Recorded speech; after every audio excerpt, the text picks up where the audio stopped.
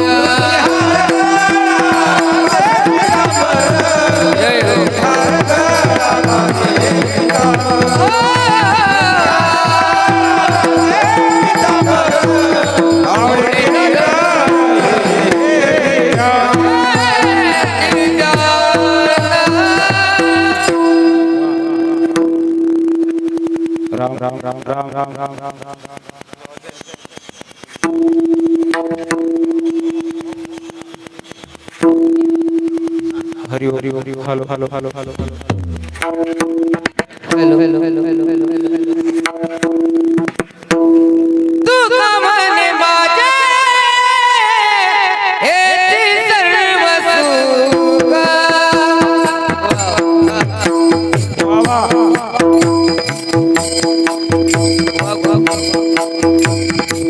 का म्हणे माझे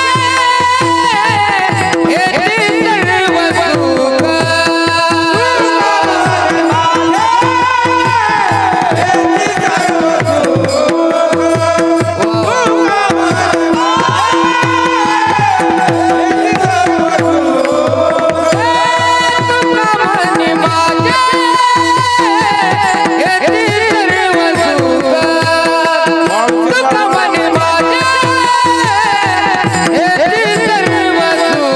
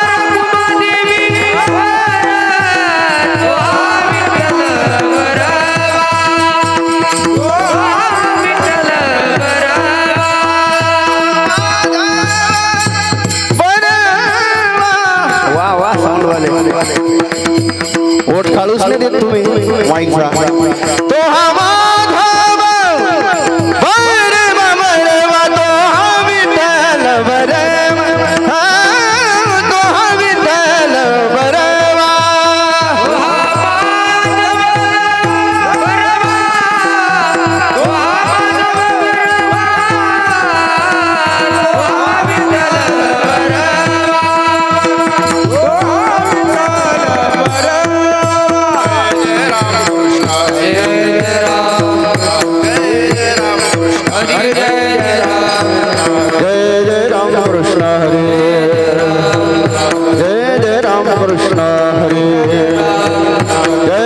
राम कृष्ण हरी जय जय राम कृष्ण हरी जय जय राम कृष्ण हरी राम कृष्ण हरी जय जय राम जय राम हरि जय राम राम हरि जय राम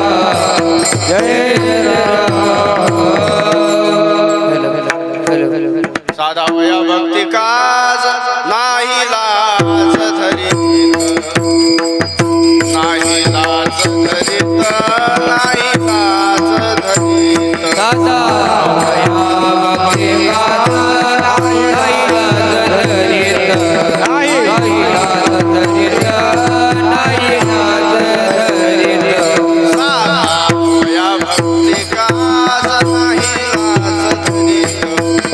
नाही लाज धरीत नाही लाज धरीत भक्ती गाता नाही लाज धरीत नाही लाज धरीत नाही लाज धरीत ऐसी आसे शरण जावे शक्ती जीवे नवंची जीवे नवंची शक्ती जीवे नवंची ऐसियाचे शरण धावे शक्ती जीवे नावंती शक्ती जीवे नावंती शक्ती जीवे नावंती भीष्मपण केला खरा धनुर्धरा रक्षिले धनुर्धरा रक्षिले धनुर्धरा रक्षिले मन केला खरा धनुर्धरा रक्षिले धनुर्धरा रक्षिले धनुर्धरा रक्षिले ऐसियासे शरण जावे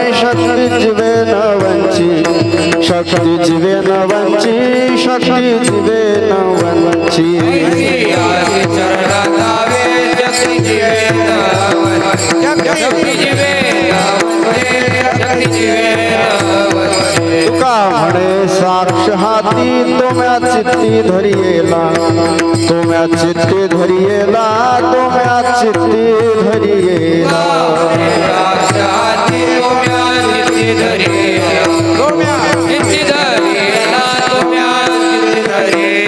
ऐसी आसी शरण जावे ऐसी आसी शरण जावे ऐसी आसी शरण जावे शक्ती जीवे नवंची शक्ती जीवे नवंची शक्ती जीवे नवंची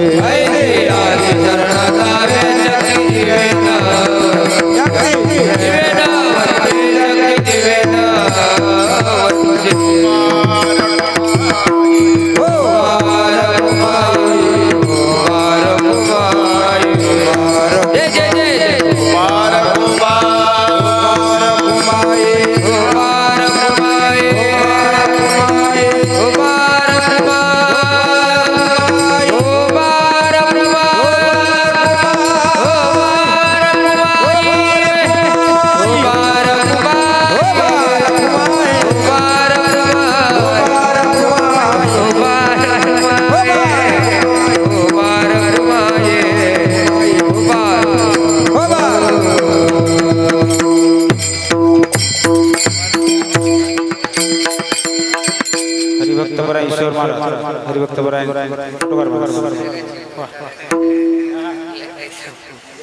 hello hello hello hello hello hello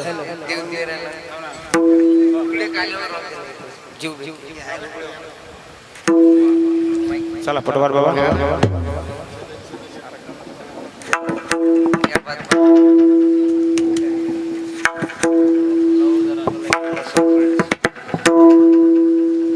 hello hello hello कळक हेलो हेलो हेलो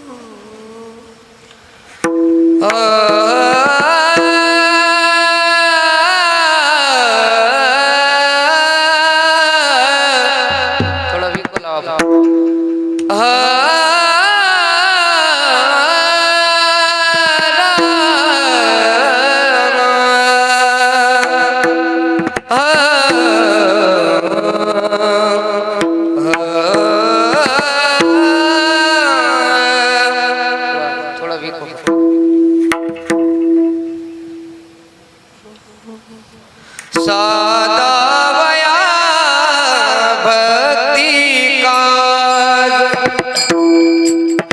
साधा वया भक्ती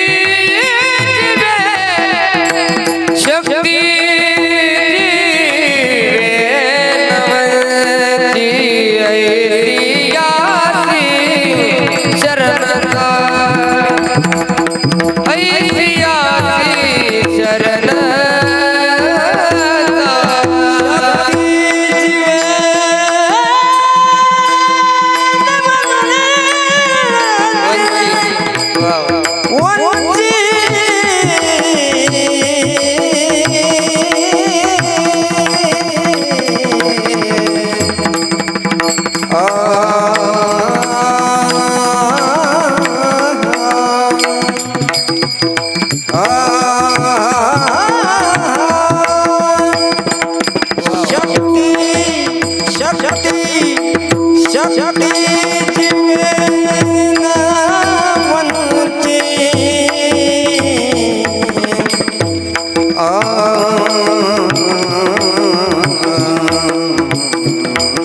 तिची वेणवंती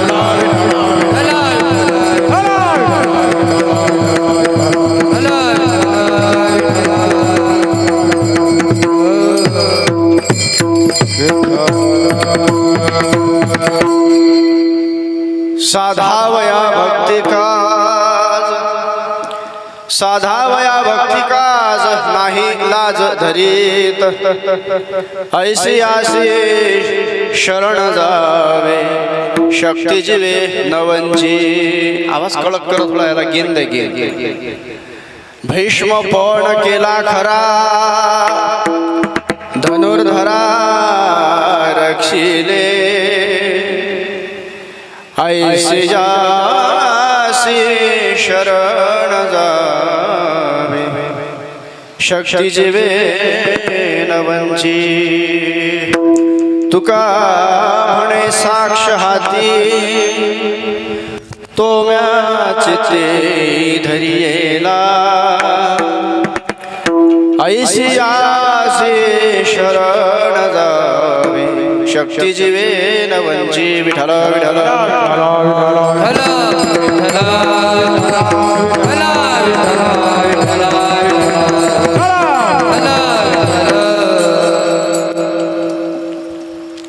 महायोग पीठे तटे भीमरथ्या वरम पुंडरीकाय दातु मुनींद्रैः समागत तिष्ठन्तमानन्दकन्दं परब्रह्मलिङ्गं भजे पाण्डुरङ्गं पाण्डुरङ्गाकरो प्रथम पाण्डुरङ्गाकरो प्रथम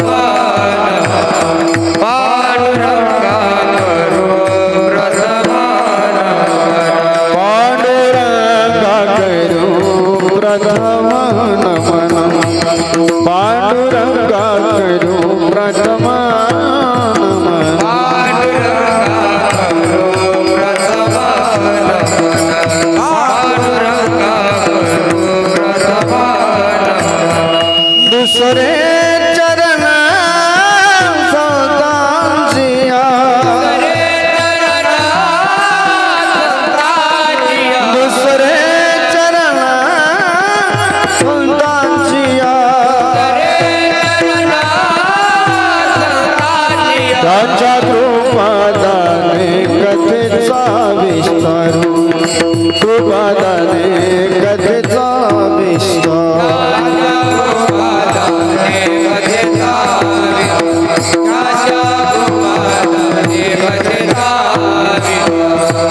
बाबाजी सद्गुरुदास तुका विवेकाने जाने सुघटित समाजा टिकविले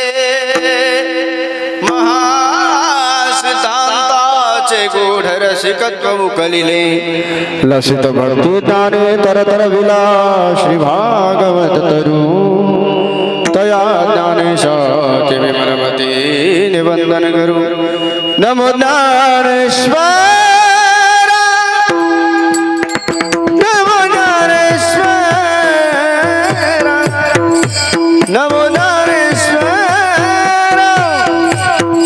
नमो ज्ञानेश्वर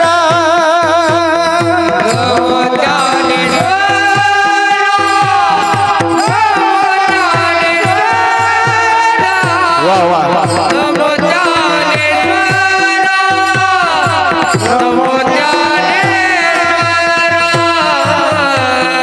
ज्ञानेश्वर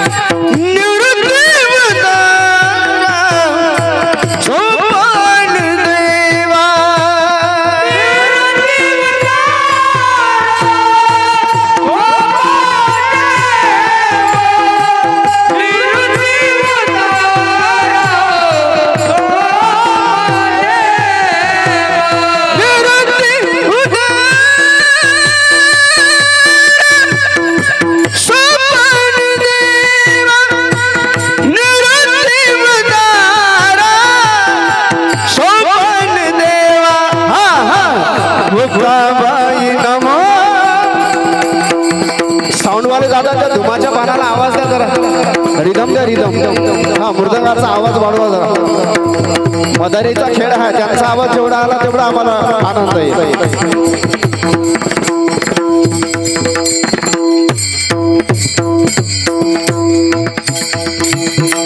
आद्यत्र जननी देवाची नमो सद्गुरु तुकया ज्ञान दीपा. नमो सद्गुरु सच्चिदानंद रूपा. नमो सद्गुरु भक्त कल्याण मूर्ती. नमो सद्गुरु भास्करा पूर्णकीर्ती जयांची केली स्मरण. होय सकळ विद्यांचे अधिकरण तेची वंदो श्री चरण श्री गुरूंचे ते नमस्कारुन आता. सच्चिदानंद रूपाय विश्वोत्पत्त्यादि हेतवे तापत्रय विनाशाय श्रीकृष्णाय वयं नमः. लोकाभिरामं रणरंगधीरं राजीव नेत्रं रघुवंशनाथं कारुण्यरूपं करुणाकरन्तं श्रीरामचन्द्रं शरणं प्रपद्ये. सर्वमंगलमांगल्ये शिवे सर्वार्थसाधिके शरण्ये त्र्यंबके गौरी नारायणी नमोस्तुते. या देवी सर्वभूतेषु भूतेरूपेण संस्थिता. नमस्तस्यै नमस्तस्यै नमस्तस्यै नमो नमः.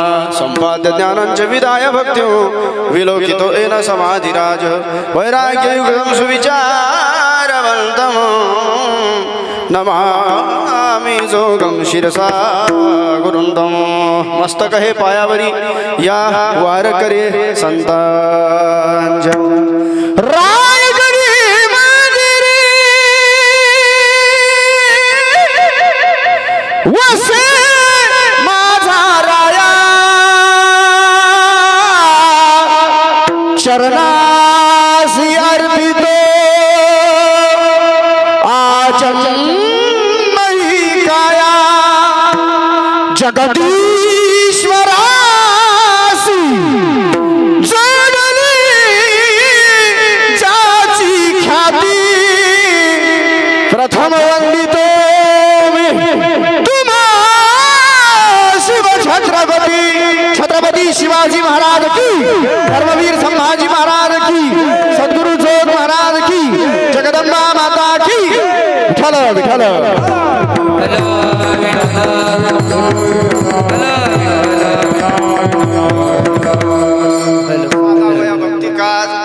साधा वया भक्ती का नाही लाज धरीत. ऐसे आसे शरण जावे शक्तीची वे लवची प्रस्तुत. कीर्तन रूपी सेवेकरता निवडलेला भंग यच्चावत भूतलावर जन्माला आलेल्या जडजीवांच्या सर्व प्राणीमात्रांच्या सर्व भूतमात्रांच्या विशेषतः अखिल मानव जातीच्या श्रेयप्रेयस अभ्युदयासाठी केवळ परोपकारार्थ आपले जीवन चंदनासम झिजवून आपले अवतारसार असलेले वेदांनाही आराध्य अशी शब्द सुमने गाथ्याच्या रूपाने आपल्या सुकृत करून वैकुंठादिवास पथ करणारे विश्वचिंतामणी परमनामधारक भक्तीचे मुकुटमणी वैराग्याचे मूर्तिमंत पुतळे किंबहुना महाराष्ट्राचं भूषण असणारे देहुनिवासी जगद्गुरु जगतवंदनीय श्रीमंत श्री संत तुकाराम महाराज यांचा चार चरणाचा अतिशय उत्कृष्ट अत्यंत साधा सरळ सोपा असा असून या अभंगाच्या द्वारे श्री संत जगद्गुरु तुकाराम महाराज भगवान परमात्म्याच्या मनाचा मोठेपणा सांगतात. भगवान परमात्मा भक्ताच्या किती अंकित आहे याचा खुलासा करतात. विठाला विठाला.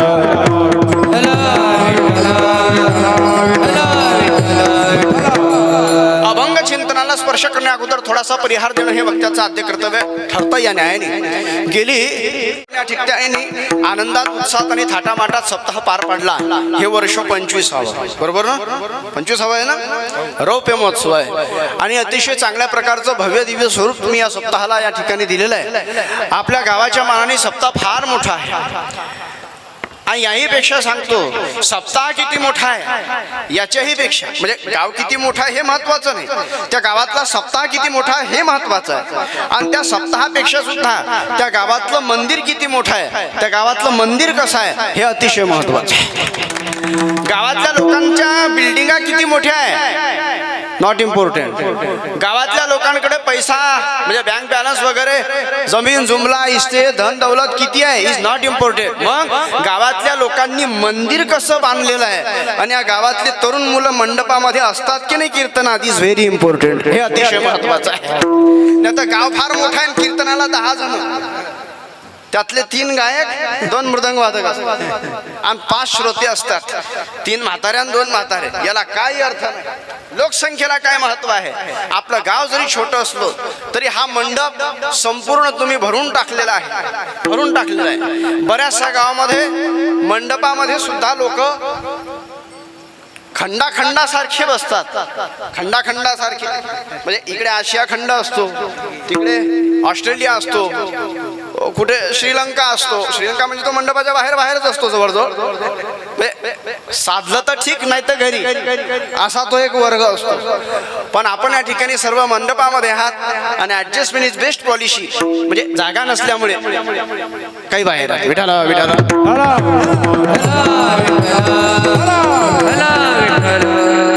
या ठिकाणी चांगल्या प्रकारचं स्वरूप आपण या ठिकाणी या सप्ताहाला दिलेलं आहे. खरं तर गावाच्या मानाने सप्ताह खूप मोठा तुम्ही केला म्हणून तुम्हाला कोटी कोटी धन्यवाद मी या ठिकाणी सर्वप्रथम देतो. साला माझी परेशानी आहे, म्हणजे माझा मायनस पॉईंट आहे. मला जोपर्यंत मॉनिटर फुल मिळत नाही तोपर्यंत मी रंगत नाही. मी जोपर्यंत रंगत नाही तोपर्यंत मी तुम्हाला रंगवू शकत नाही. पण मी 1 घंटा तर काढतोच. कसं आहे 11 म्हणजे 11. एकही मिनिट, अर्धा मिनिट, 30 सेकंद मी पुढे जाणार नाही. वाटत नाही मला काही घेण्यासारखं. विठाला विठाला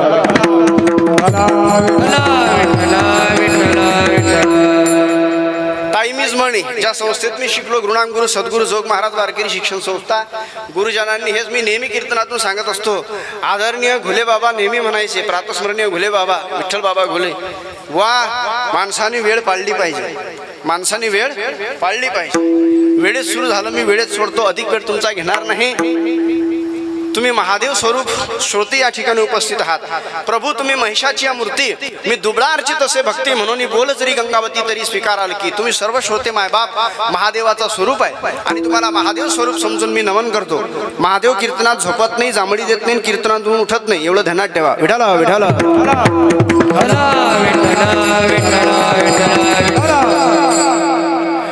अतिशय चांगल्या प्रकारचं भव्य दिव्य स्वरूपामध्ये आपण या ठिकाणी सप्ताह केला आहे. तुम्हाला कोटी कोटी पुन्हा पुन्हा धन्यवाद द्यावेसे वाटतात. चांगल्या प्रकारचं नियोजन. या भव्य दिव्य नियोजनामध्ये जगद्गुरु तुकोबाऱ्यांचा गाथा पारायण आहे. पारायण ना का भजन आहे?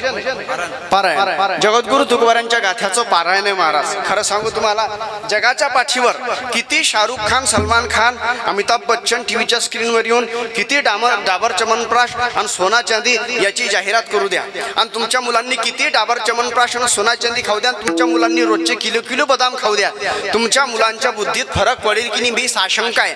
पडणारच नाही असं वक्तव्य मी करत नाही, पण पडेलच याची काही शाश्वती नाही. म्हणजे बदाम खाल्ल्याने बुद्धीचा विकास होतोच असं काही आहे का? नाही. नाहीतर सरकारने रेशन कार्डावर बदाम वाटले असत्याने देशात सगळे सायंटिस्ट निर्माण केले असते. या देशामध्ये निर्बुद्ध नावाचा प्राणी राहिलाच नसता. पण या देशामध्ये बरेचसे बिंडोक निर्माण झाली, ही शोकांतिका आहे. विठाला विठाला हिंदू धर्मावरती अतिक्रमण करणे, हिंदू धर्मावरती बोलणं हा बिंडोकपणाचा आहे ना.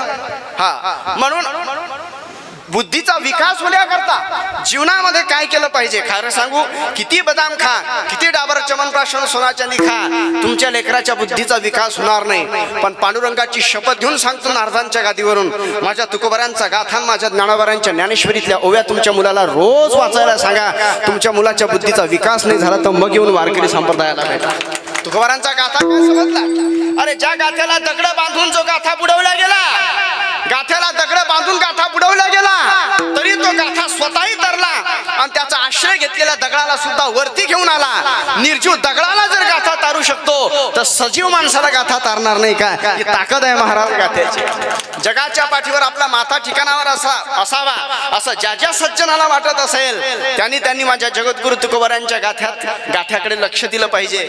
गाथ्यामध्ये आपली नजर, आपलं मुख, आपलं मन, आपली बुद्धी ही गुंतवून ठेवली पाहिजे. कारण तुकोबारांचा गाथा सामान्य नाही. तुकोबारांनी आत्मविश्वासाने छाती ठोकपणे म्हणावं, एका एका शब्दात आहे माझा रमाकांत, एका एका शब्दामध्ये ब्रह्म साठलेला आहे. जगद्गुरु तुकोबारांचा गाथा आणि त्या गाथ्यातले वाक्य म्हणजे म्हणजे महावाक्य आहे. जगद्गुरु तुकोबारायांच्या गाथ्यातल्या एका एका वाक्यामध्ये महावाक्य लपलेलं आहे. एका एका वाक्यामध्ये नाही, एका एका शब्दामध्ये साक्षात ब्रह्म साठलेला आहे. जगद्गुरु तुकोबारायांच्या गाथ्यातल्या एका एका अक्षरामध्ये भगवान परमात्मा, भगवान श्री पांडुरंग आहे. जगद्गुरु तुकोबारायांचा गाथा जीवनामध्ये वाचला पाहिजे. तो गाथा इथे बसलेल्या तरुणांना जगण्याची नवी उमेद देईल. 12वी मध्ये मार्क्स कमी पडले, नोकरी लागली नाही, लग्न होत नाही म्हणून मुलं पंख्याला लटकतात, विष पितात, पॉइझन पिऊन मरून जातात, विहिरीत टाकतात, रेल्वे खाली जातात. पण जेव्हा जीवनामध्ये हतबल व्हाल, जेव्हा आत्मविश्वासाचा जो ग्राफ आहे तो झिरोवर येईल आणि जेव्हा जगण्याची उमेद शून्य होऊन जाईल, झिरो, जगावंसच वाटत नाही, मरण हा एकमेव पर्याय जेव्हा जीवनामध्ये समोर उपस्थित राहील, त्यावेळेस माझ्या जगद्गुरु तुकोबारायांचा गाथा समोर घ्या आणि माझ्या जगद्गुरु तुकोबारांना विचारा, हरलो आता, हरलो, सगळं संपलं, काय करू तुम्ही सांगा. माझ्या तुकोबारांचा गाथा तुम्हाला सांगेल महाराज. ठेविले तैसेची राहावे, ठेविले तैसेची राहावे,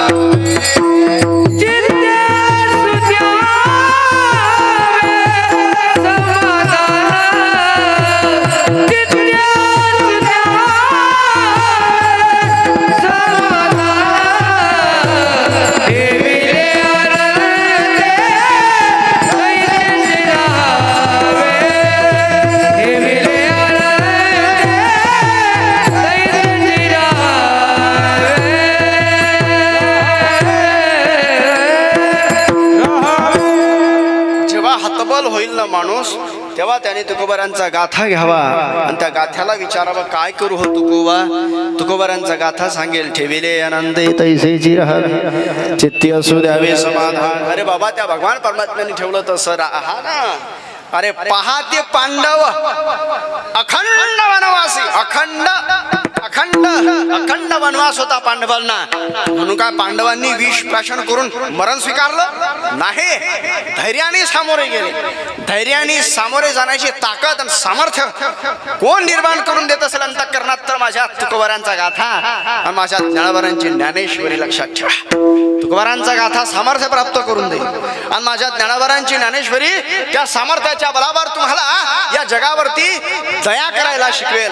कारण ज्ञानोबारांच्या बुद्धीचा विचार जर केला, अवघाची संसार सुखाचा करीन, आनंदे भरीन तिन्ही लोक, हे ज्ञानोबारांचे शब्द इतकी व्यापकता ज्ञानोबारांच्या बुद्धीमध्ये भरलेली आहे. महाराज, ज्या जगाने ज्ञानोबारांना इतका त्रास दिला, मला फक्त वाङ्मयाबद्दल बोलायचं, संत वाङ्मयाबद्दल. तुकोबारांचा गाथा माझ्या ज्ञानोबारांची ज्ञानेश्वरी म्हणजे वारकरी संप्रदायाचा प्राण आहे. एक वारकरी संप्रदायाचा पाया तर दुसरा वारकरी संप्रदायाचा कळस. ज्ञानोबारांना या जगाने त्रास दिलास, इंद्रायणीमध्ये स्नान जर केलं तर या जगाने म्हणावं, कोण संन्याशाचा ज्ञाना का हो काका. अरे तुम्ही संन्याशाच्या पोरांनी इंद्रायणी पाठवायची ठरवली की काय रे, गारठ्यांनो निघून जा. त्यावेळेस छोट्याशा ज्ञानेश्वर महाराजांनी म्हणावं, काका ही तर गंगा आहे ना, ही तर इंद्रायणी आहे, ही तर जगाला पुण्य पवित्र पावन करणारी गंगा आहे.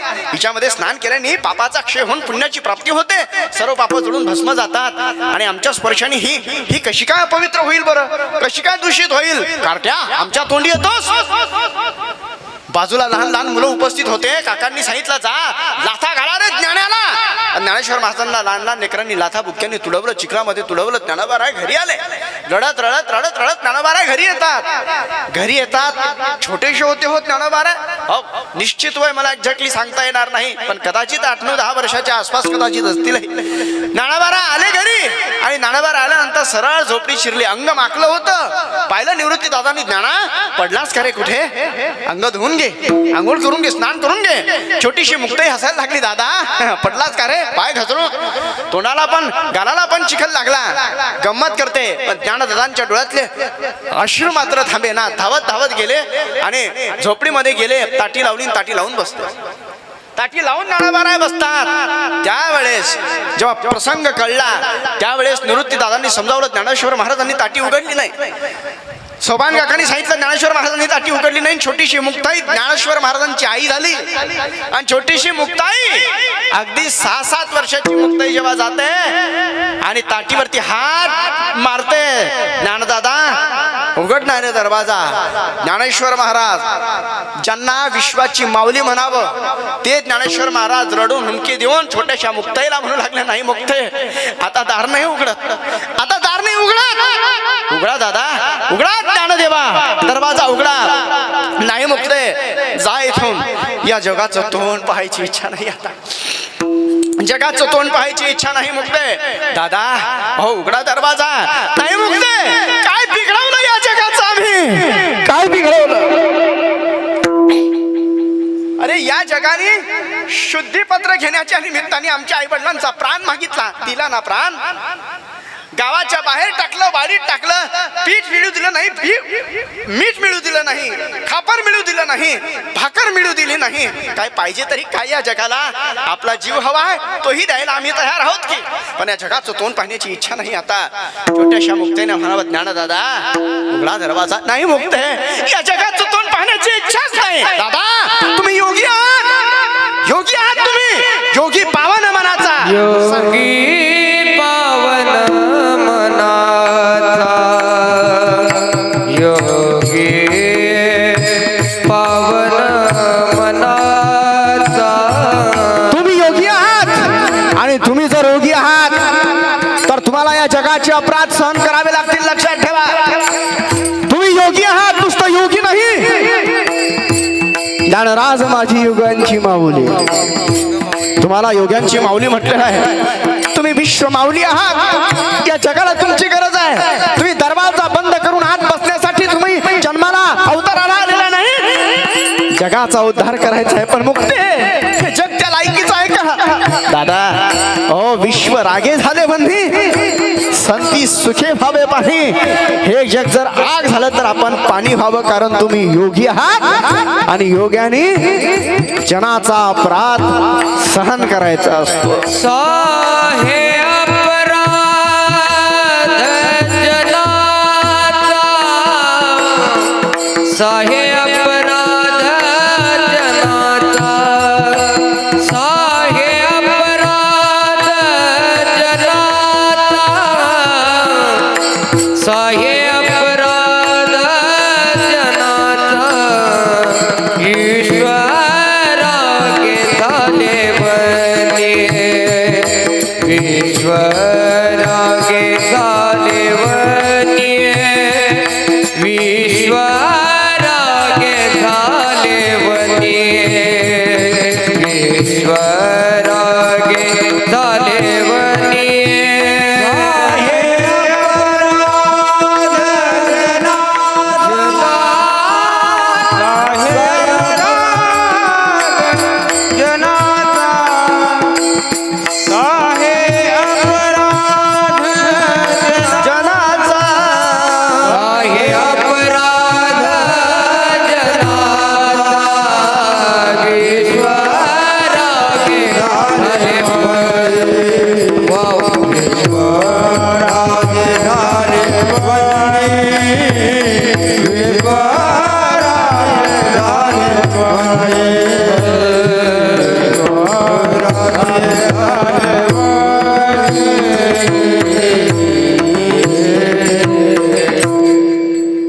ज्ञानोबारांना राग येऊ शकतो का हो? ज्ञानोबारा विश्वमाऊली आहेत, साधकांचे मायबाप आहेत. ज्ञानोबाराय म्हणजे ज्ञानोबाराय आहेत. मग विचार करा, ज्ञानोबारायांसारख्या साधूला जर एक दिवस राग येऊ शकतो तर या जगाने दिलेला त्रास किती उच्च लेवलचा असेल याचा विचार करा.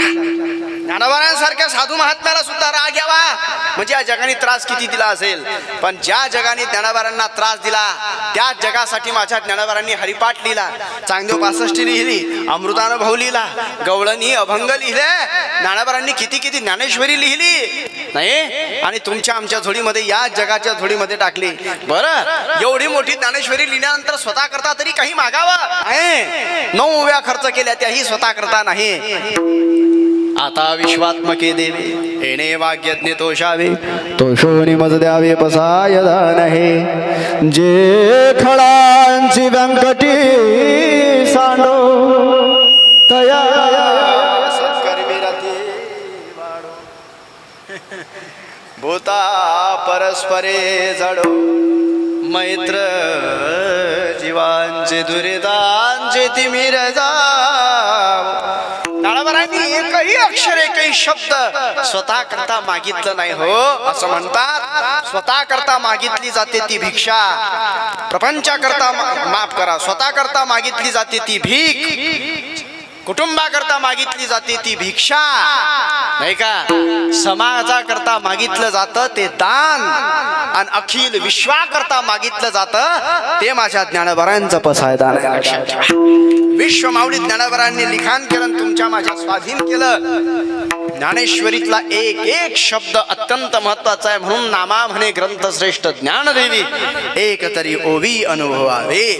ज्ञानेश्वरीनी गाथा या 2 पैकी गाथ्याचं पारायण आपण या ठिकाणी करीत आहात. हा भाग मी प्रस्तावनेतला सांगितला. गाथा आणि व्यासपीठ नेतृत्व ज्यांच्याकडे आहे ते परम आदरणीय परम श्रद्धेय ज्येष्ठ श्रेष्ठ असणारे आमचे साठे बाबा यांच्याकडे व्यासपीठ नेतृत्व आहे. पारायण करून सुद्धा ते या ठिकाणी उपस्थित आहेत. त्यांना प्रणाम करतो. विठ्ठल विठ्ठल.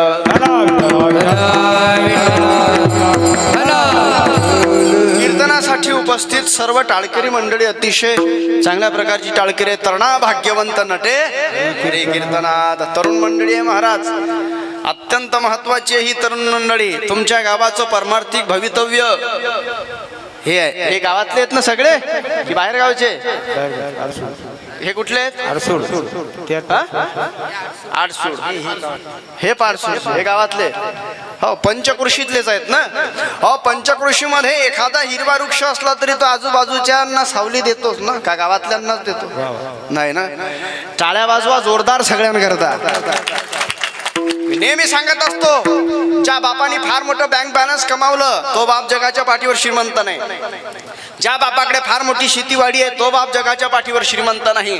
ज्या बापाने फार मोठा बंगला बांधलाय तो बाप जगाच्या पाठीवर श्रीमंत नाही. ज्या बापाने प्लॉट घेऊन ठेवले शेगाव सारख्या सिटीमध्ये तो बाप जगाच्या पाठीवर श्रीमंत नाही. मग या 21व्या शतकामध्ये या विज्ञान युगामध्ये जिथं संस्काराच्या बाबतीमध्ये वातावरण प्रदूषित आणि कलुषित झालेलं आहे अशाही वातावरणामध्ये ऐन तारुण्यात ज्याची मुलं अंगावर वारकरी संप्रदायाचा पांढरा पोशाख घालून गळ्यामध्ये टाळ घेऊन 2 तास कीर्तनात उभे राहतात त्याचे मायबाप जगाच्या पाठीवर सर्वात श्रीमंत सर्वात भाग्यवान आहे. लक्षात म्हणून धन्य माता पिता तयाची. कीर्तनासाठी गायक मंडळी अतिशय उत्कृष्ट या ठिकाणी लाभलेली आहे. अत्यंत अत्यंत उत्कृष्ट ज्यांच्या आवाजाने महाराष्ट्र वेडा झाला. आमचे परम मित्र श्री हरिभक्तपरायण ईश्वर महाराज या ठिकाणी उपस्थित आहेत. श्री हरिभक्तीपरायण आमचे रमेश महाराज या ठिकाणी आहेत. श्री हरिभक्तीपरायण गणेश महाराज आहेत. श्री हरिभक्तीपरायण श्रीकृष्ण महाराज आहेत.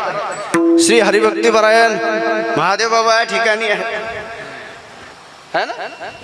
हा चोपदार आहेत. आणखी श्री हरिभक्तीपरायण आमचे मयूर महाराज मृदंगासाठी या ठिकाणी आहेत. आपण सर्व मंडळी आहात. आणि शूटिंगवाले विठ्ठल भक्ती चॅनल अतिशय चांगल्या प्रकारचं चॅनल आहे. चांगले चांगले कीर्तन ऐकायला मिळतात महाराज चॅनलवर. आमच्या भागात फार मोठा आता सप्ताह आहे. चॅनल दुसरं असेल कदाचित पण भाऊ तिथं आहे आणि अतिशय चांगल्या प्रकारचं तो शूटिंग करतो. त्याचंही कौतुक केलं पाहिजे. की वय आहे का महाराज? अगरबत्ती छाप पोरग आहे ते. पण माणसाच्या दिसण्यावर जायचं नाही. म्हणजे माणसाच्या दिसण्यावर जायचं. मिरची जेवढी बारीक तेवढी तिखट. हो त्याचा माझा परिचय बऱ्यापैकी त्याच्या भागात, नागपूर भागात माझे बरेच कीर्तन होतात आणि तो शूटिंग चांगली काढतो. म्हणजे त्यांनी जर शूटिंग काढली तर कॅसेटमध्ये, मोबाईलमध्ये, टी व्हीमध्ये, लॅपटॉपमध्ये, कॉम्प्युटरमध्ये काळा माणूस जरी असला तरी गोरा दिसतो. विठाला विठाला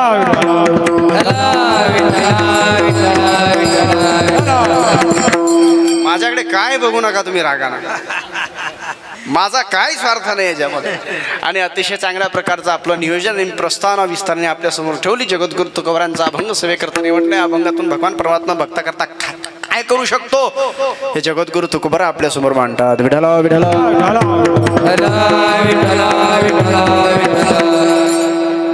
जगद्गुरु तुकोबारांचा हा अभंग अत्यंत चांगल्या प्रकारचा अभंग या ठिकाणी आहे.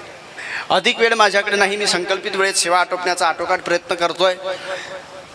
खरं तर आपण हिंदू म्हणून जन्माला आलो हे आपलं फार मोठं भाग्य आहे. बरं, आपण जर पाकिस्तानात जन्माला आलो असतो, म्हणजे भारतामध्ये जन्माला आलो, म्हणजे कीर्तनकार सांगत असतात, मी जास्त अधिक वेळ घेणार नाही याच्यावर. भारतात जन्माला आलो हे भाग्य, भरतखंडे नरदेह प्राप्ती हे तो परम भाग्याची संपत्ती. बरं, आपण हिंदू म्हणून जन्माला आलो हे केवढं मोठं भाग्य आहे आपलं.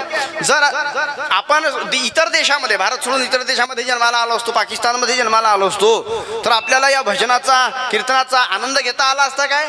नाही. आपण जर अमेरिकेमध्ये जन्माला आलो असतो तर आता ट्रम्पच्या हाताखाली राहावं लागलं असतं की नाही? त्याला कधी काय सुचेल याची काही गॅरंटी आहे का? नाही महाराज. जापानमध्ये जन्माला आलो असतो तर टेक्नॉलॉजीचा आनंद कदाचित आपल्याला घेता आला असता, टेक्नॉलॉजीच्या बाबतीमध्ये, ठीक आहे. परंतु आपल्याला ही सुख शांती समाधान मिळालंच असतं याची काही गॅरंटी आहे का? नाही. भौतिक वस्तू कधीही मनुष्याला सुख प्राप्त करून देऊ शकत नाही. विज्ञानाने किती गोष्टी निर्माण केल्या पण त्या काही आपल्याला सुखाची प्राप्ती करून देतीलच याची काही शाश्वती नाही. वॉशिंग मशीन घरी आली, महिलांना आराम मिळाला काय? आनंद मिळाला काय? नाही. वॉशिंग मशीन आली, त्याच्यासोबत गुडघेदुखी आली. पहिले एवढे गुडघे दुखत होते काय? नाही आली. कमरेत गॅप वाढले. पहिले पाटा वरवंटा होता, आता मिक्सर आलं, बटन दाबला, फर झाला मसाला तयार. अगदी 10-15 सेकंदामध्ये मसाला तयार होतो. पण तो पाठदुखी, कंबरदुखी गॅप सोबत घेऊन आला. एकही भौतिक वस्तू तुमच्या घरामध्ये विना आजाराची, विना रोगाची आलेली नाही. चपात्या करायला सुद्धा पूर्वी काहीतरी मेहनत व्हायची की नाही, व्यायाम व्हायचा, एक्सरसाइज व्हायची. आता मशीन चपात्या करायची. मी विनोदाने सांगत असतो, एका मावशीला म्हटलं, मावशी चपात्या करायची मशीन आली, फार मजा आहे बा तुमची. ती मावशी म्हणे, काय मजा आहे महाराज त्या मशीन? मी म्हटलं मजा आहे ना तर काय, नुसतं पीठ टाकायचं, पाणी टाकायचं, झालं. म्हणे पण महाराज तो कुटाणाच आहे ना, पीठ टाका, मीठ टाका, पाणी टाका. म्हटलं तोही कुटाणाच आहे, तोही कुटाणाच आहे. म्हटलं थांब मावशी, एक दिवस मला तो कंपनीवाला भेटू दे, आता अशी मशीन काढायला सांगतो त्याला. अशी मशीन काढ बाबा की उपाशी माणूस इकडून गेला आणि बटन दाबलं की तो ढेकर देऊनच बाहेर आला पाहिजे जेवण. विज्ञानाने काय करावं महाराज? विज्ञानाने मोबाईल काढला, जग तुमच्या हातात आलं. पण असं म्हणतात mobile phone is a good servant but a dangerous master. जोपर्यंत मोबाईल तुमचा नोकर आहे तोपर्यंत ठीक आहे, पण ज्या दिवशी हा मोबाईल तुमच्यावर हावी होतो आणि तुमचा मालक बनतो ना, त्या दिवशी तुमचं आणि तुमच्या मुलांचं, परिवाराचं अस्तित्व आणि जीवन धोक्यात येतं. लक्षात ठेवा, मोबाईल सुद्धा हाताळण्याची एक कला आहे. मोबाईल सुद्धा कसा हाताळावा याच्याकरताही अक्कल पाहिजे. नाही तर उठसूट कीर्तनात ऑनलाईन असतात काही. विठाला विठाला लक्षात घ्या, येणारा काळ भयंकर आहे. मोबाईल नावाचा राक्षस, याला दोन बाजू आहेत, याला दोन बाजू आहेत, चांगली आहे आणि वाईटही आहे. याचा उपयोग किती करायचा, किती करायचा, किती वेळ करायचा, याला काही लिमिट आहे ना. असो, मला तिकडे जायचं नाही, माझ्याकडे वेळ नाही. टेक्नॉलॉजीच्या बाबतीमध्ये जपान असेल, पण भौतिक सुख देईल आपल्याला, हे सुख शांती समाधान प्राप्त करून देऊ शकत नाही, आंतरिक सुख प्राप्त करून देऊ शकत नाही. जगाच्या पाठीवर कुठेही जा तुम्ही. पाकिस्तानमध्ये आपण जर जन्माला आलो असतो तर जिथे बसलो तिथून खालून बॉम्ब फुटतो की काय अशी भीती निर्माण झाली असते. पाकिस्तान आहे ते. पण आपण भारतात जन्माला आलो. भारतात पुन्हा म्हणतो, भरतखंडे नरदेह प्राप्ती हे तो परम भाग्याची संपत्ती. ये वंदन की भूमि है, अभिनंदन की भूमि है, ये अर्पण की भूमि है, ये तर्पण की भूमि है. इसकी नदी नदी गंगा है, इसका कंकड़ कंकड़ शंकर है. हम जिएंगे तो भारत के लिए, हम मरेंगे तो भारत के लिए. मरने के बाद भी गंगा में बहती हुई हमारी अस्थियों को कोई कान लगाकर सुनेगा तो एक ही आवाज आएगी, भारत माता की जय. भारत का रहने वाला हूँ, भारत की बात सुनाता हूँ. भारत का रहने वाला हूँ, भारत की बात सुनाता हूँ. है प्रीत जहाँ की रीत सदा हो.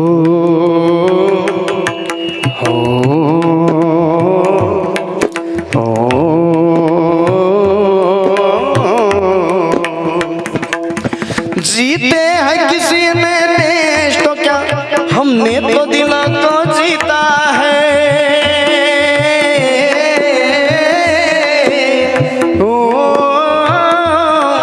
कुछ और न आता हमको, हमें प्यार निभाना आता है।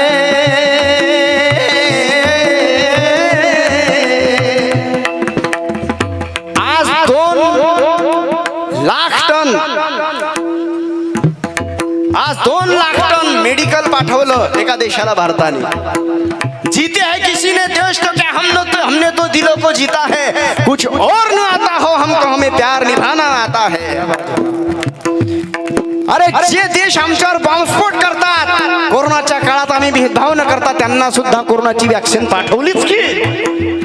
जीते है किसी ने देश तो क्या, अमेरिका कदाचित इराणला एखाद्या वेळेस जिंकू शकेलही, भविष्य कुणी जाणलंय। पण प्रेमाने या जगाला जिंकण्याचं सामर्थ्य जगाच्या पाठीवर फक्त एकाच देशाचं आहे, एकाच देशामध्ये आहे, आणि त्या देशाचं नाव हिंदुस्थान आहे, त्या देशाचं नाव भारत आहे, लक्षात ठेवा। आम्ही इतके भोळे आहोत, इतनी ममता नदियों को भी जहां माता कह के बुलाते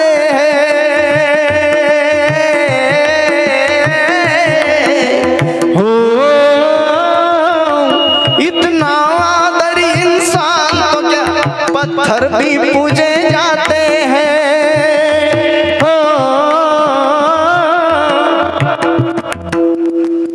अधिक नाही म्हणणार आता, काल ऐकलं असेल आमचे मित्र अमोल महाराज छान म्हणतात, महाराज जीते है किसी ने देश तो क्या हमने तो दिलों को जीता है। आपण त्या देशामध्ये जन्माला आलोय, आपण भारतामध्ये जन्माला आलेलो आहे। हा देश माझा, याचे भान जरासे राहू द्या रे, जरासे राहू द्या। भाग्यवान आहोत आपण, आणि मनुष्य म्हणून जन्माला आलो हे त्याही पेक्षा भाग्य आहे आपलं। ज्ञानोबरांच्या तुकोबरांच्या नंतर जन्माला आलो हेही भाग्य आहे आपलं, त्याच्याही पेक्षा भाग्य आहे। या जन्मामध्ये येऊन आपण काय केलं पाहिजे हे जर आपल्याला कळलं नाही तर आपलं जीवन व्यर्थ आहे। आपण काय केलं पाहिजे हे कळण्याकरता तुकोबरांचा गाथा वाचला पाहिजे, ज्ञानोबरांची ज्ञानेश्वरी वाचली पाहिजे। म्हणून याकरता संतांची संगती केली पाहिजे। संतांच्या संगतीशिवाय आपल्याला योग्य मार्गदर्शन मिळणार नाही, आणि आपल्याला भगवान परमात्मा कळणार नाही। कारण तुका म्हणे जन्म आल्याची सार्थक विठ्ठलाची एक देखील, या मनुष्य म्हणून जन्माला आलो खरं, पण याचं सार्थक कशात आहे, विठ्ठलाची एक देखील आहे। भगवान परमात्म्याची प्राप्ती व्हावी, भगवान परमात्म्याची भेट व्हावी, ही जीवनामध्ये अंतिम ध्येय असलं पाहिजे। परमानंदाची प्राप्ती आणि परमानंदाची प्राप्ती आणि आत्यंतिक दुःखाची निवृत्ती ना मोक्ष प्राप्त करण्याची इच्छा केली पाहिजे, भगवान परमात्मा प्राप्त करण्याची इच्छा केली पाहिजे। पण भगवान परमात्मा प्राप्त होणे इतकं सोपं नाही, त्याच्याकरता जीवनामध्ये भक्ती केली पाहिजे। आता भक्तीचे प्रकार आहेत, श्रवणम कीर्तनम विष्णुस्मरणम पादसेवनम अर्चनम वंदनम दास्यम सख्यम आत्मनिवेदनम। 9 प्रकारची भक्ती आहे।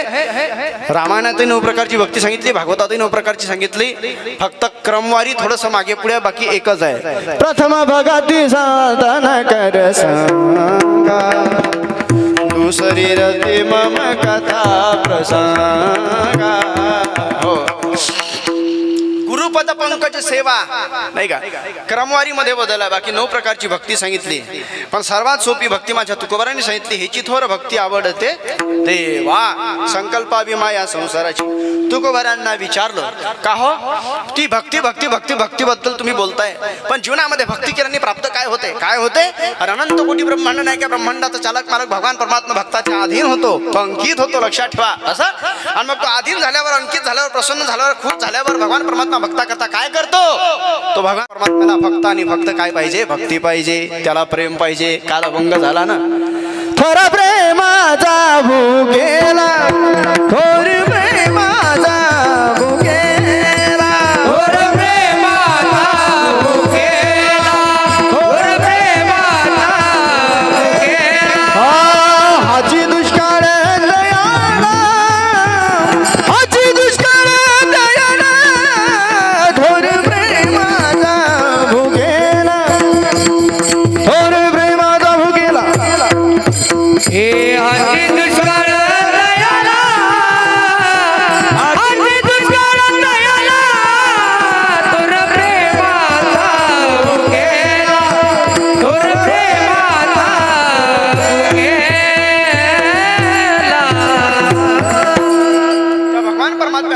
पाहिजे, त्या भगवान परमात्म्याला प्रेम पाहिजे.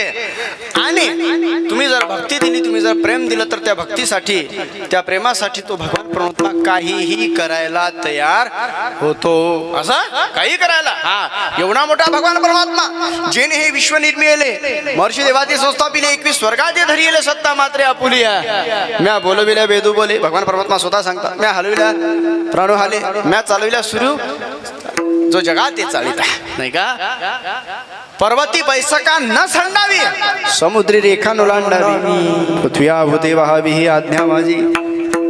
तो भगवान परमात्मा की वृक्षाची पान हाले, ज्याची सत्ता तो भगवान परमात्मा. तुझिया सत्यने वेदासी बोलणे, तुझिया सत्यने वेदासी बोलणे, तुझिया सत्यने वेदासी बोलणे, तुझिया सत्यने वेदासी बोलणे, तुझ्यासी चालणे, तुझिया पाळे,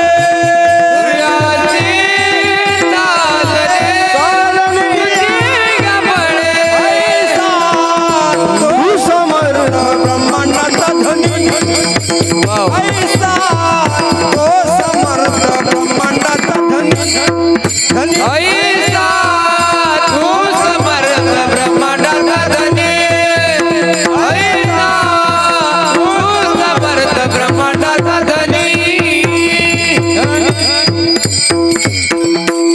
तुझ्या सत्तेने वेदाशी बोलणे, सूर्याशी चालणे, तुझ्या सत्य किंवा तुझ्या वळे. तो भगवान परमात्मा भक्ताच्या अंकित झाला, नाधीन झाला की काहीही करायला तयार होतो. फक्त त्याला भक्ती पाहिजे.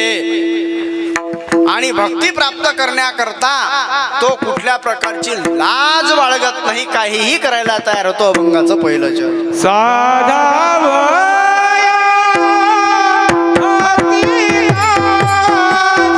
वा वा.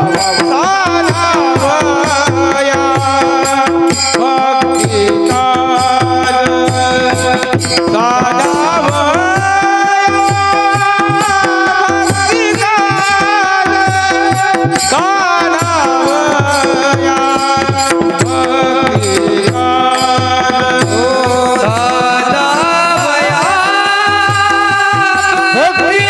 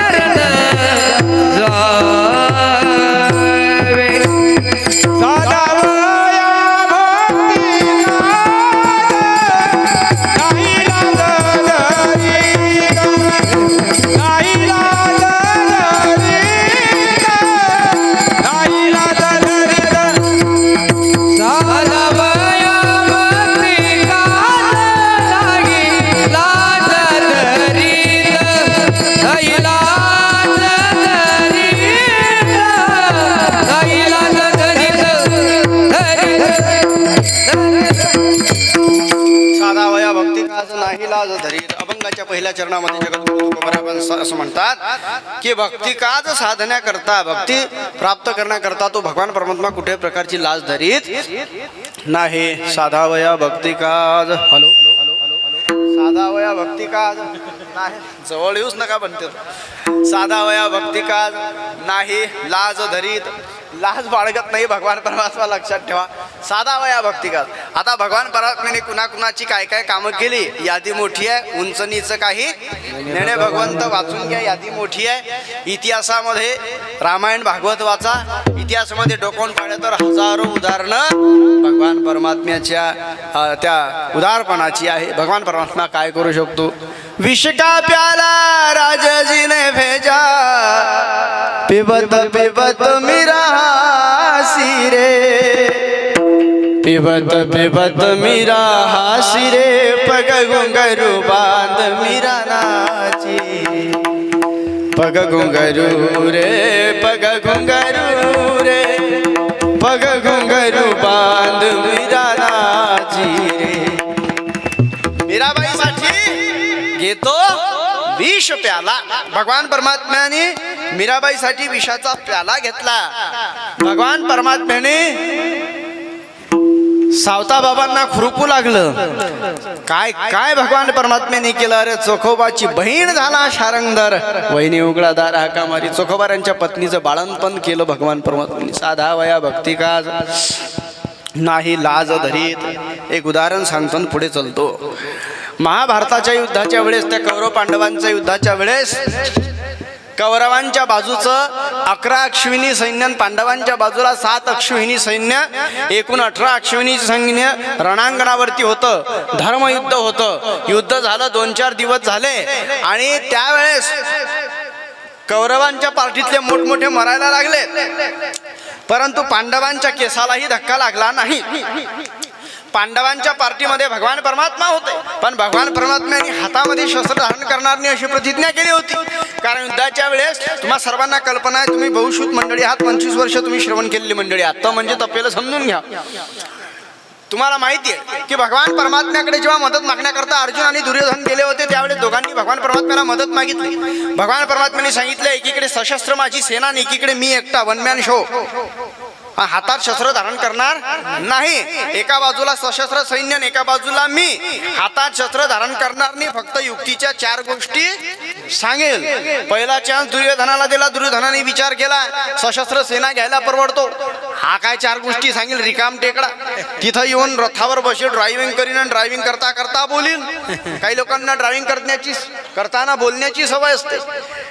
मोटरसायकल करताना मी एकाच्या मोटरसायकलवर गेलो, आम्हाला कुठेही प्रसंग येतो, उतरलं म्हणजे त्या गावातला कोणताही मुलगा लोक कीर्तनकाराला आणण्याकरता फाट्यावर पाठवतात. तो ट्रेन आहे की अनट्रेन आहे आम्हाला काही माहीत नसतो. त्या फाट्यापासून 4 किलोमीटर ते पोरग पुढे जवान 20 वर्षाचं पाठीमागे मी बसलो, तो मला गोष्ट सांगायला लागला. म्हणे महाराज आमच्या गावात असं, आमच्या गावात तसं, आमच्या गावात तसं, आमच्या गावात तसं. आणि एक दिवस तर आमच्या गावात हे असं घडलं. मी म्हटलं ते हँडल दिलं सोडून, म्हणे असं घडलं. मग विनाकारण ह्या 4 गोष्टी याच्या ऐकण्यामध्ये काही मजा नाही. सशस्त्र सेना दुर्योधनाने घेतली आणि काही लोकांना फक्त म्हणजे भगवान परमात्म्याने काय सांगितलं की मी काही करणार नाही, फक्त युक्तीच्या 4 गोष्टी सांगेल. असे श्रीकृष्ण आमच्याही भागात भरपूर आहेत, आमच्याही भागात भरपूर आहेत. राहिले 20 मिनिटं आता काढलीच की नाही एवढे. म्हटलं हो, म्हटलं आता असं होते. विठाला विठाला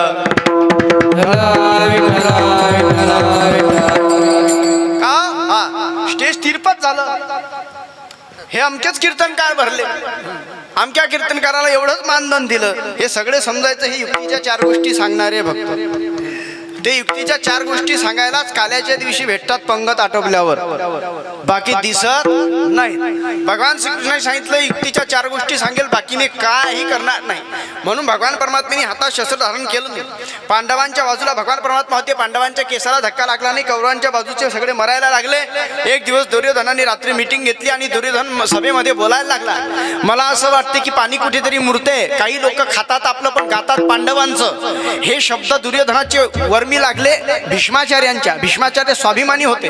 स्वाभिमानी माणसाला कलंक सहन होत नाही, स्वाभिमानी माणसाला आरोप सहन होत नाही. उठून उभे राहिले भीष्माचार्य दुर्योधनाला म्हणतात, खबरदार दुर्योधना, कुणाला उद्देशून बोलतोय, कुणाकडे पाहून बोलतो, तुला काय वाटलं?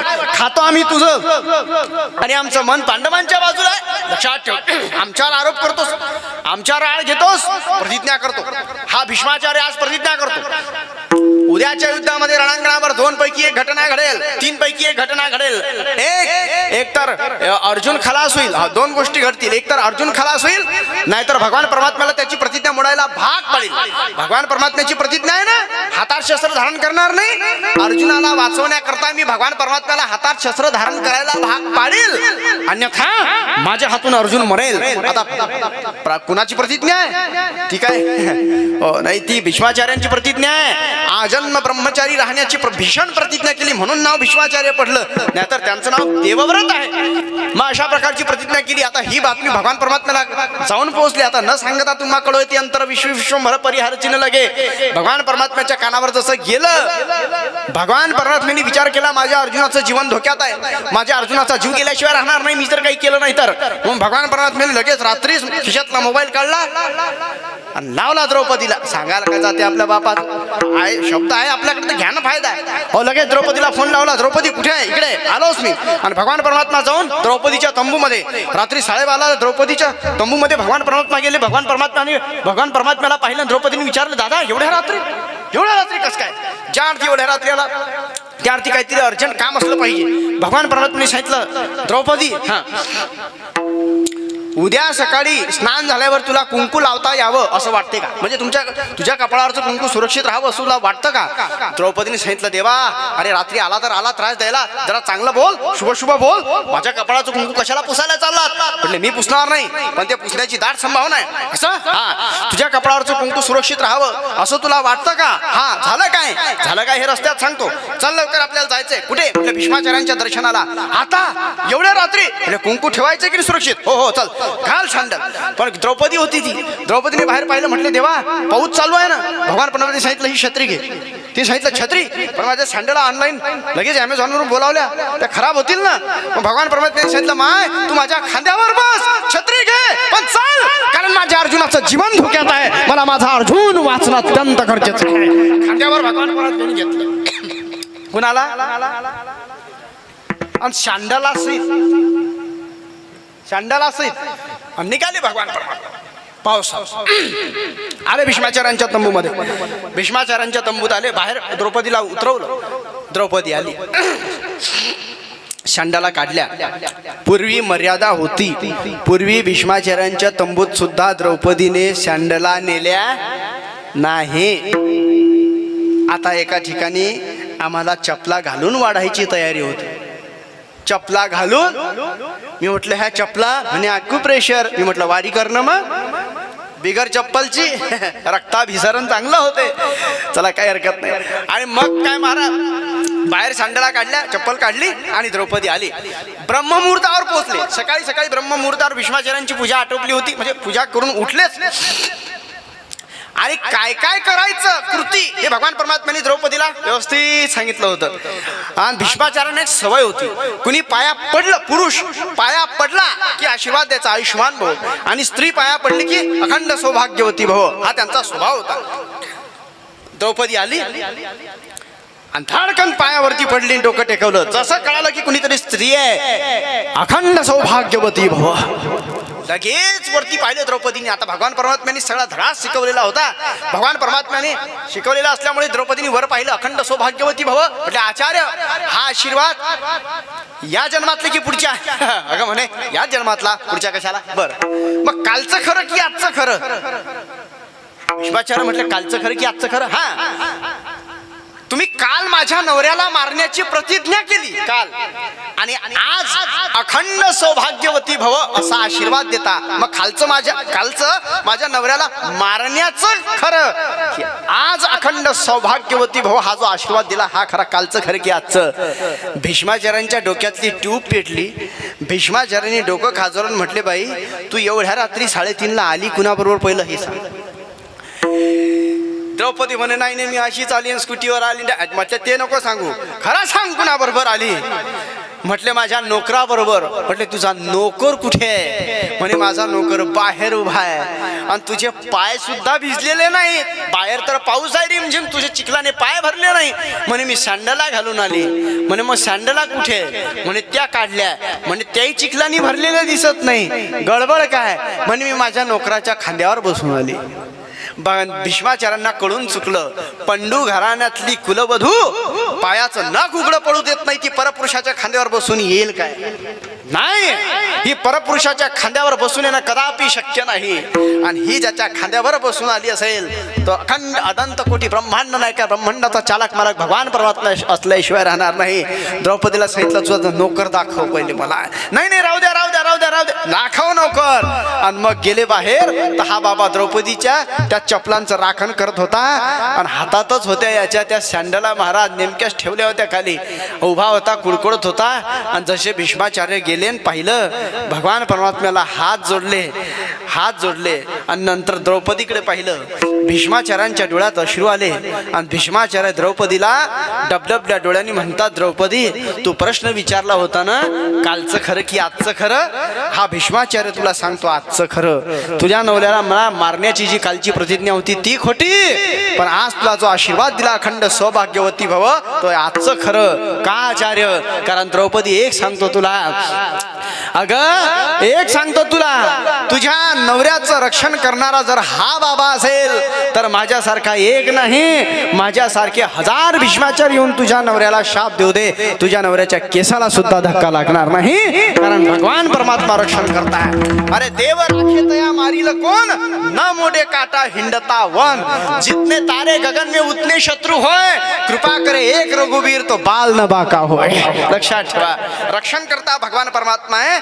माझा मुद्दा संपला, इतिहास संपला. साधा वया भक्ती काज नाही लाज धरीत. एका स्त्रीला, द्रौपदीला, बहिणीला खांद्यावर बसून आणलं. भगवंताला लाज वाटली नाही, त्यांनी लाज बाळगली नाही. भगवान परमात्म्याने द्रौपदीचे चपला हातात घेतल्या आणि त्याचं चपलांचं रक्षण केलं. भगवान परमात्म्याला शरम वाटली नाही, भगवान परमात्म्याने लाज बाळगली नाही. साधा वया भक्ती काज नाही लाज धरीत. विठोबा रखुमाये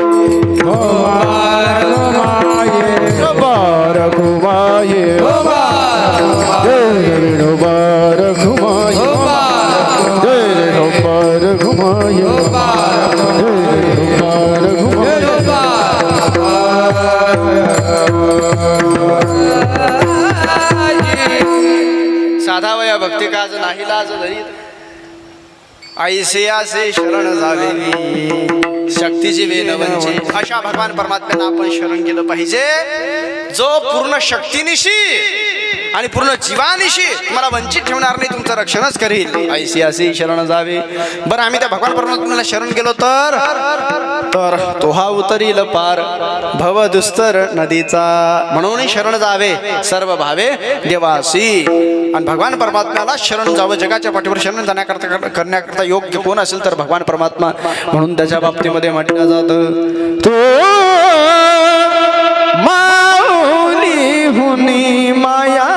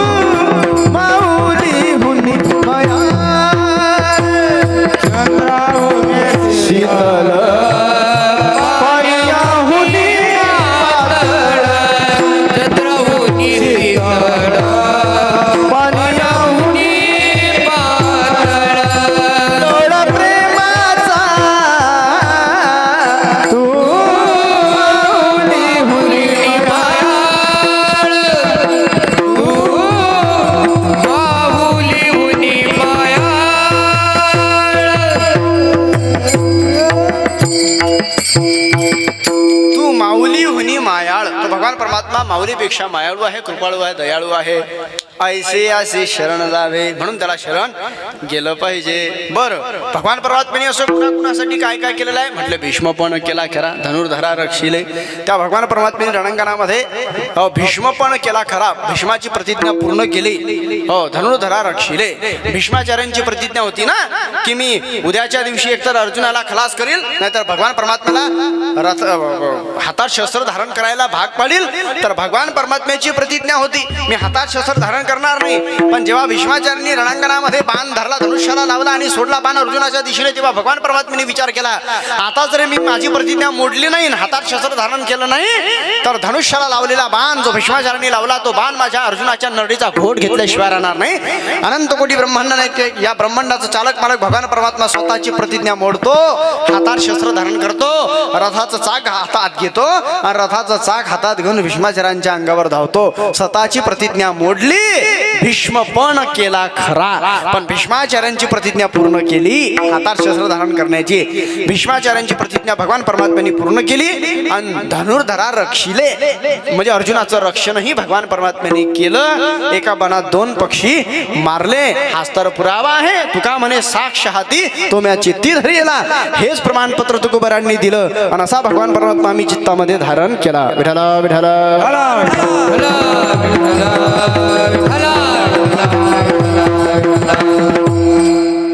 वेळ झाल्यामुळे मला 5वा गेर टाकावा लागला. अभंग संपला, सेवा संपली. अधिकृत वेळ माझी 15 मिनिट बाकी आहे. विठाला विठाला.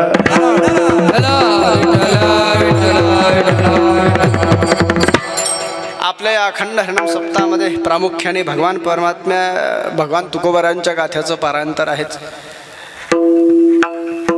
छत्रपती शिवाजी महाराजांचं चरित्र सुद्धा या ठिकाणी सुरू आहे. अतिशय चांगले वक्ते तुम्हाला लाभले हे का.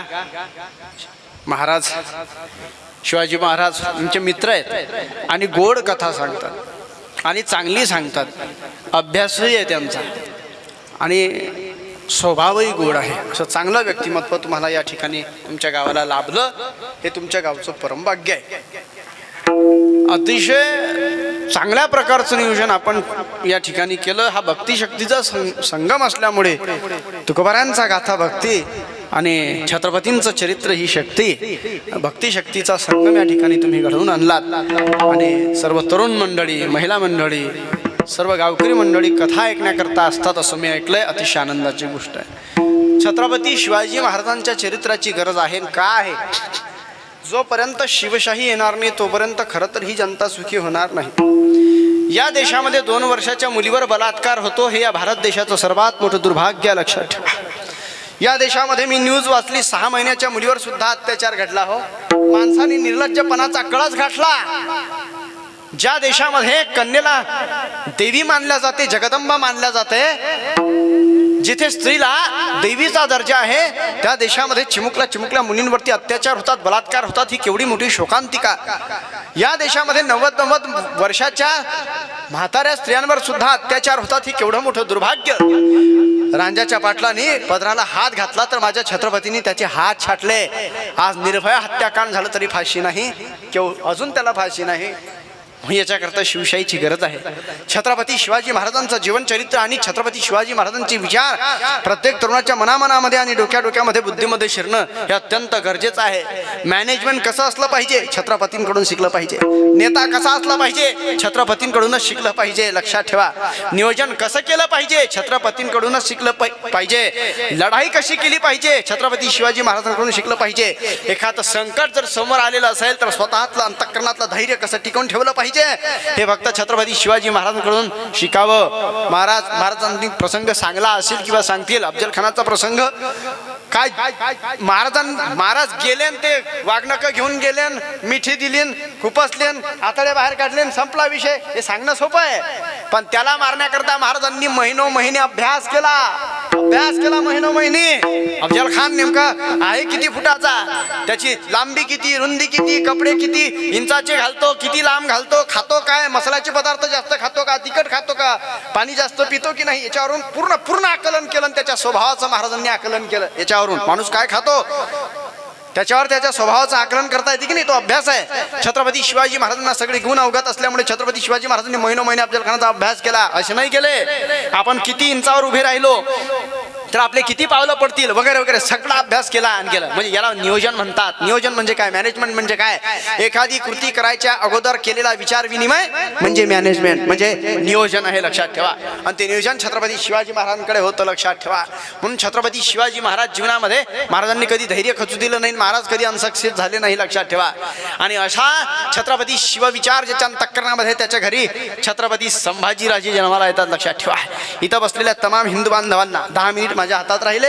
इथं बसलेल्या तमाम हिंदू बांधवांना माझी विनंती आहे, आजचा हिंदू जागा झाला पाहिजे, अन्यथा नारदांच्या गादीवरून पांडुरंगाची शपथ घेऊन सांगतो, आजचा हिंदू जर जागा झाला नाही तर तुमच्या येणाऱ्या पुढच्या पिढीला ब्रह्मदेवाचा बाप सुद्धा वाचू शकणार नाही. एवढे वाईट दिवस तुमच्या येण्याची शक्यता आहे, लक्षात ठेवा. भयंकर दिवस वाईट येण्याची शक्यता आहे. मला अधिक बोलता येणार नाही, सोशल मीडियाचा जमाना आहे, मी जास्त बोलणार नाही. समजणे वाले की इशारा काफी आहे. मला काय म्हणायचं आहे ते, येणारा काळ अत्यंत भयंकर आहे आणि दुसऱ्याला शत्रू मानण्यामध्ये काहीच अर्थ नाही. आपणा घातकर शत्रू झालो मी दावेदार, आपण आपले शत्रू आहे. महिलांनी डोक्यावर पदर घेऊ नये असं काय सरकारने जाहीर फरमान काढलंय का? नाही, ते आपण सोडलंय. म्हणजे तुम्ही घेतलंच पाहिजे असं मी म्हणत नाही, पण सोडलं हे काही कुणी तुमच्यावर दबाव आणलेला नाहीये, नाही आणलाय. हिंदूच्या पोरांनी कपाळाला टिळा लावायचा नाही असं काही सरकारने काढलंय का? एखादं पत्रक काढलंय का? नाही. आपण आपल्या पोरांनी टिळा लावायचं विसरलंय. तिकडे मुस्लिम धर्मामध्ये मुस्लिम बांधवांचं पहा तुम्ही, 2 वर्षाचा मुलगा झाला तरी डोक्यामध्ये टोपी दिसेल, 20 वर्षाचा झाला तरी टोपी दिसेल आणि फुल एज्युकेटेड झाला, किती डिग्री असू द्या त्याच्याकडे, तरी सुद्धा तो टोपी घालेल 5 वेळा नमाज पडेल. आपला 12वी मध्ये 70% मार्क पडले की तो कपाळाचा गंधही पुसतो. त्याला वाटते मी काय झालो, कलेक्टर झालो की काय. येणारा काळ तुमच्याकरता अत्यंत भयानक असेल. पांढऱ्या कपाळांनी मुलांनी फिरू नये, स्त्रियांनी तर नाहीच. माझी बळजबरी नाही, नाहीतर तुम्ही फोन कराल त्या औरंगाबादकडच्या बाईला आणि ती येईन मग मोर्चा घेऊन, म्हणजे ते कमी केसावाली. विठाला विठाला